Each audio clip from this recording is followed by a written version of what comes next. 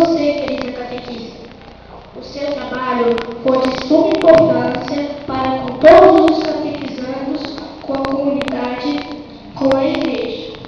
A sua doação de tempo com a preparação dos encontros, com a catequese, missas, ensaios, reuniões, cursos, palestras, isso é um gesto de amor.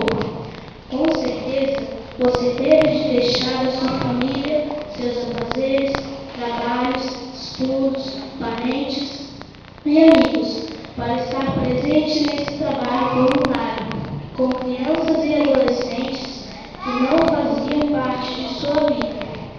Também deve ter tido muitas dificuldades, muitas críticas que te fizeram quase abandonar, mas algo no seu coração te fez perseverar e continuar essa missão, mesmo com tantas tempestades no seu caminho.